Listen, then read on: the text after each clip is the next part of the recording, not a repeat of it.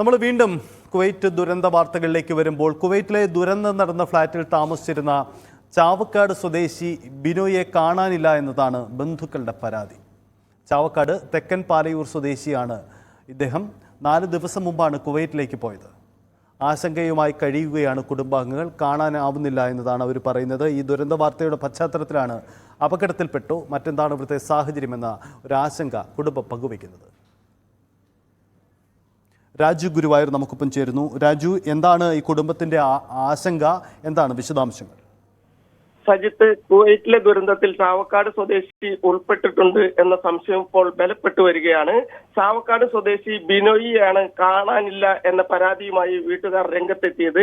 ചാവക്കാട് തെക്കൻ പാലയൂർ സ്വദേശിയാണ്. 4 ദിവസം മുമ്പാണ് കുവൈറ്റിലേക്ക് പോയത്.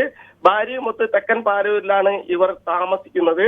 ബിനോയ് തോമസ് എന്നാണ് മുഴുവൻ പേര്. പ്രവാസി ക്ഷേമ board chairman KV Abdul Khader അറിയിച്ചതാണ് ഈ വിവരം. വീട്ടുകാർ നൽകിയ പരാതി നോർക്കയ്ക്ക് കൈമാറിയതായും ചെയർമാൻ അറിയിച്ചിട്ടുണ്ട്. ഒന്ന് തുടരുക രാജു. KV അബ്ദുൽ ഖാദർ, മുൻ MLA, ഒപ്പം പ്രവാസി ക്ഷേമ ബോർഡ് അംഗം, അദ്ദേഹം കൂടി നമുക്കൊപ്പമുണ്ട്. ശ്രീ അബ്ദുൽ ഖാദർ, ഈ കുടുംബത്തിന്റെ ആശങ്ക എന്താണ്? അവിടെ മരണത്തിൽ നിരവധി മലയാളികൾ കുടുങ്ങിപ്പെട്ടു, നിരവധി മലയാളികൾ അപകടത്തിൽപ്പെട്ടു എന്ന റിപ്പോർട്ടുകൾ വന്നുകൊണ്ടിരിക്കുന്ന ഒരു ഘട്ടത്തിലാണ് ഈ ആശങ്ക ഉയരുന്നത്. എന്താണ് താങ്കൾക്ക് ലഭിക്കുന്ന വിവരം? അതെ, അദ്ദേഹം 4 ദിവസം മുമ്പാണ് കുവൈറ്റിലെത്തിയത്. അദ്ദേഹം ഈ അപകടം നടന്ന ഫ്ളാറ്റിലാണ് താമസിക്കുന്നത് എന്ന് വീട്ടുകാരെ അറിയിച്ചിരുന്നു.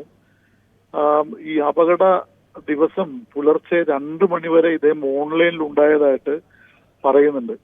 പക്ഷെ 3 മണിക്ക് ശേഷം മറ്റ് ഇൻഫർമേഷൻസ് ഒന്നും അദ്ദേഹത്തെ കുറിച്ച് കിട്ടിയിട്ടില്ല. അദ്ദേഹത്തെ കുവൈറ്റിലേക്ക് കൊണ്ടുപോയത് തിരുവല്ല സ്വദേശിയായിട്ടുള്ള ഒരാളാണ്. അദ്ദേഹവുമായിട്ട് നിരന്തരം ബന്ധപ്പെടുന്നുണ്ട്. പരിശോധിച്ച ശേഷം അദ്ദേഹം മറ്റു വിവരങ്ങളൊന്നും ലഭ്യമല്ല എന്നാണ് വീട്ടുകാരെ അറിയിച്ചിട്ടുള്ളത്. അപ്പൊ നമ്മൾ നോർക്കെ വഴി ഇദ്ദേഹത്തെ കുറിച്ചുള്ള അന്വേഷണങ്ങൾ നടന്നുകൊണ്ടിരിക്കുന്നുണ്ട്. സംഘടനാ പ്രവർത്തകരും അന്വേഷിക്കുന്നുണ്ട്. പക്ഷെ കൃത്യമായിട്ടുള്ള ഒരു ഇൻഫർമേഷൻ കിട്ടിയിട്ടില്ല. അതുകൊണ്ട് തന്നെ സ്വാഭാവികമായിട്ടും വീട്ടുകാർക്ക് ആശങ്കയുണ്ട്. ഏറ്റവും ഒടുവിലത്തെ കാര്യങ്ങൾ എന്നറിയാനുള്ള ഉത്കണ്ഠ കുടുംബത്തെ സംബന്ധിച്ചുണ്ട്. അത് നമ്മൾ അന്വേഷിച്ചുകൊണ്ടിരിക്കുന്നുണ്ട്. അതെ, ഞാൻ